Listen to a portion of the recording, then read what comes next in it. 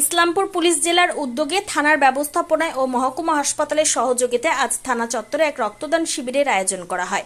মহকুমা হাসপাতালের সুপার সুরজ সিনহা বলেন, পুলিশ সুপার ও আইসি সাহেবের সঙ্গে কথা বলে এই রক্তদান শিবিরের আয়োজন করা হয়েছে। যেহেতু ইলেকশন চলছিল, যার জন্য রক্তদান শিবির সেভাবে আয়োজন করা যাচ্ছিল না, তবে আরও থানাগুলো এই ক্যাম্প করবে বলে জানিয়েছেন। তিনি আরও বলেন, এর ফলে যথেষ্ট এই রক্ত সংকট দূর হবে ইসলামপুর ব্লাড ব্যাংকের। তিনি বলেন, পাশাপাশি গ্রামেও যাতে রক্তদান শিবির করা যায় তার ব্যবস্থা করা।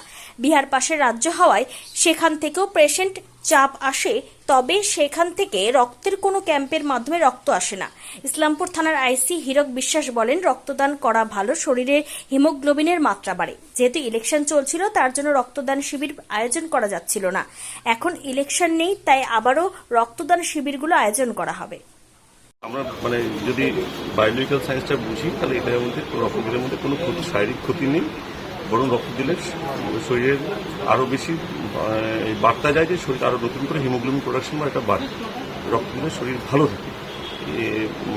এটা আমাদের এখন এই মুহূর্তে যেহেতু ইলেকশন এম্বার্গো ছিল বলে, যেহেতু আমরা ব্লাড ডোনেশন ক্যাম্পগুলো হয়নি, সেইগুলো আমরা করছি করে আমাদের এখানে ইসলামপুর ছোটো জায়গা, তো কী বলে এই এখানে রক্তের হাসপাতালটা খুব বিজি, বিহার থেকেও লোক আসে এখানে চিকিৎসা করতে, রক্তের খুব প্রয়োজন হয়।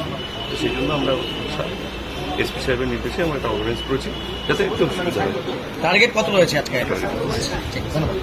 আমাদের এখানে আবার ক্যাম্প নতুন করে শুরু হলো, যেহেতু ইলেকশনের সময় আমরা পাচ্ছিলাম না ক্যাম্প।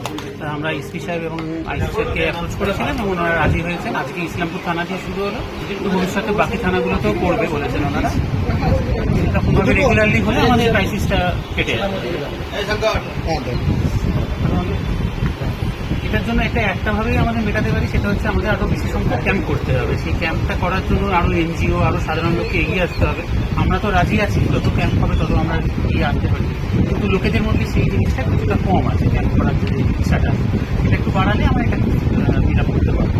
গ্রামেগঞ্জে এখনো মেইন কাজ করছে, সচেতনতার অভাব আছে। গ্রামে একদমই ক্যাম্প হয় না, মিউনিসিপ্যালিটি এরিয়া ডেভেলপ হচ্ছে, কিন্তু গ্রামে এটা হওয়াটা আরও বেশি কাম্য।